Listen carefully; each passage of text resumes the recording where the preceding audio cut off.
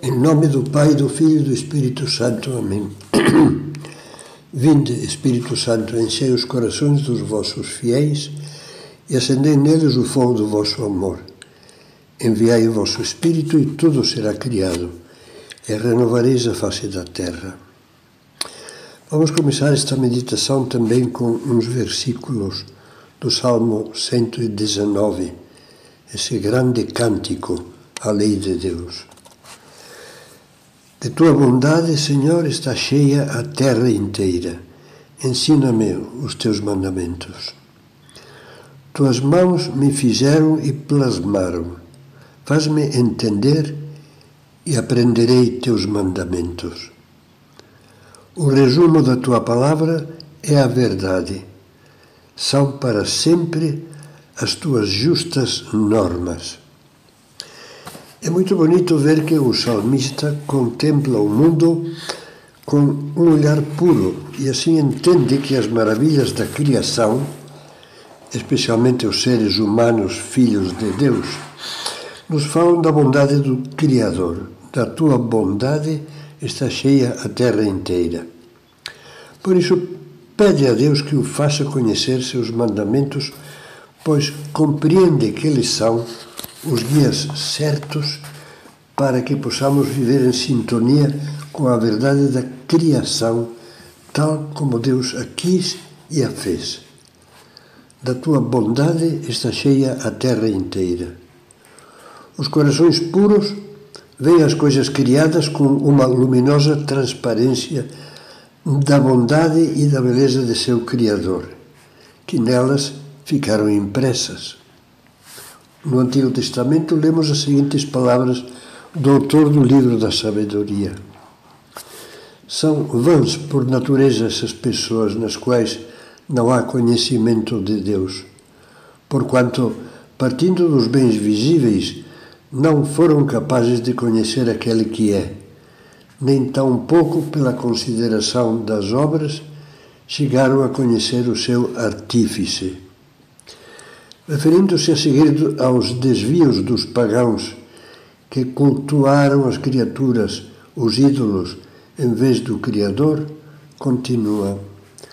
Se, encantados por sua beleza, tomaram essas criaturas por deuses, reconheçam quanto o seu Senhor, é maior do que elas, pois foi o princípio e o autor da beleza quem as criou.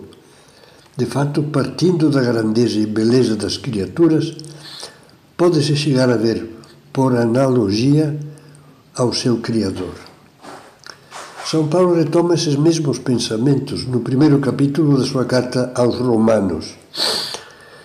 Ele está se doendo da incredulidade dos pagãos e escreve: o que de Deus se pode conhecer é a eles manifesto, já que Deus mesmo lhes deu esse conhecimento. De fato, as perfeições invisíveis de Deus, não somente o seu poder eterno, mas também a sua eterna divindade, são claramente conhecidas através das suas obras, desde a criação do mundo. Apesar de conhecerem a Deus, não o glorificaram como Deus, nem lhe deram graças. Pelo contrário, perderam-se em seus pensamentos fúteis e seu coração insensato se obscureceu. Por isso Deus os entregou, dominados pelas paixões de seus corações, a tal impureza que eles desonram seus próprios corpos. Mais uma vez aqui devemos recordar aquela grande verdade que Jesus nos manifestou nas bem-aventuranças e que já lembramos em outras meditações. Felizes os puros de coração, porque eles verão a Deus. É natural que o inimigo de Deus, a quem Jesus chama o demônio mentiroso e pai da mentira, é natural que faça o possível para distorcer a verdade e obscurecer os corações. Com esse fim, tenta apagar o foco certo, que é a revelação divina da verdade, o resumo de tua palavra, de todos os ensinamentos e preceitos de Deus, é a verdade, lemos no Salmo. Você não percebe que muitos dos que vivem hoje no mundo, neste mundo paganizado, ouvem constantemente o sibilar da cobra do paraíso, que lhes diz: sereis como deuses, isto é, sereis vós e não Deus os senhores da vida, os definidores dos caminhos do bem e do mal. É o mesmo sussurro com que Satanás quis barrar a missão salvadora de Jesus por meio das 3 tentações no deserto. Na terceira delas, mostrou-lhe todos os reinos do mundo, com o seu esplendor, e disse-lhe: tudo isto te darei, se prostrado me adorares. Cristo o repeliu energicamente. Para trás, Satanás. Ao Senhor teu Deus adorarás e só a Ele prestarás culto. No entanto, hoje uma grande massa escolhe negar a Deus e prostrar-se de corpo e alma aos pés dessa mentira. São como os soldados do pretório de Pilatos, que após coroarem de espinhos o Cristo flagelado, cuspiam-lhe na cara e lhe diziam, sem palavras, com seu ar triunfal: eu sou a lei. A grande prostração de muitos no mundo atual consiste no desejo de suplantar Deus, de corrigir com a autoridade da sua liberdade sem verdade a obra da criação e as luzes dos mandamentos. Cada qual quer tornar-se criador de si mesmo e do mundo. É como se o inimigo não parasse de lhes dizer: vocês farão um novo ser humano, à imagem e semelhança dos seus desejos, da sua soberba, do seu orgulho, e não à imagem e semelhança de Deus. Em contraste com isto, o coração que não ficou obscurecido alegra-se cada vez mais ao ler as palavras deste salmo que nós meditamos. Tuas mãos me fizeram e plasmaram. Faz-me entender e aprenderei teus mandamentos.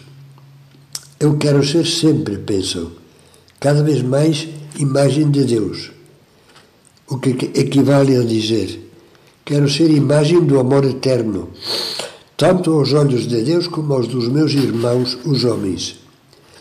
Sei que crescerei neste amor na medida em que procurar conhecer, tratar e amar a Cristo, que é, como diz São Paulo escrevendo aos Colossenses, Cristo é a imagem do Deus invisível, primogênito de toda criatura, porque nele foram criadas todas as coisas, tendo ele como modelo, nos céus e na terra, as visíveis e as invisíveis.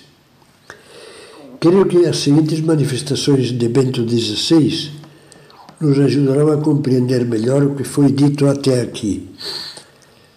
A tarefa definitiva do homem não é inventar, mas adivinhar, prestar ouvidos com atenção à justiça do Criador, à própria verdade da criação.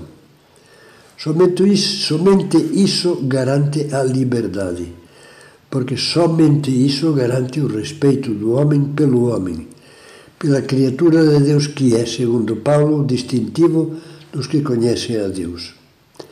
Essa tarefa de adivinhar, de aceitar a verdade do Criador em sua criação, chama-se adoração. Nós nos referimos a isto quando dizemos: creio em Deus Pai Todo-Poderoso, Criador do céu e da terra. Dizer creio no Criador significa aceitar as condições que Ele estabeleceu para a criação, bem como as verdades nelas contidas. O segundo texto é uma passagem da homilia pronunciada por esse mesmo Papa, Bento XVI, no dia da Imaculada Conceição de 2005. Nós vivemos, dizia, de modo justo, se vivermos segundo a verdade do nosso ser, ou seja, segundo a verdade de Deus. Porque a vontade de Deus não é para o homem uma lei imposta a partir de fora, que o obriga, mas é a medida intrínseca da sua natureza, uma medida que está inscrita nele e que o torna a imagem de Deus e assim criatura livre. Se nós vivermos contra o amor e contra a verdade, contra Deus, então nos destruiremos uns aos outros e aniquilaremos o mundo. Vamos fazer um pouquinho de exame, terminando esta meditação. Eu vejo as palavras da revelação divina na Bíblia, nos Evangelhos, as verdades fundamentais sobre o plano amoroso de Deus Criador e Redentor, as verdades que sinalizam o roteiro da bondade da nossa existência. Procuro com sinceridade saber qual é o plano de Deus em relação aos seres humanos, quais os caminhos que Ele preparou para a nossa realização autêntica, temporal e eterna. Vejo na palavra de Deus, nos seus mandamentos, nos seus ensinamentos, na vida e nas palavras de Jesus, Filho de Deus, a verdade autêntica sobre o ser humano. Estou convencido de que só me encontrarei a mim mesmo se procuro viver de acordo com o plano de Deus.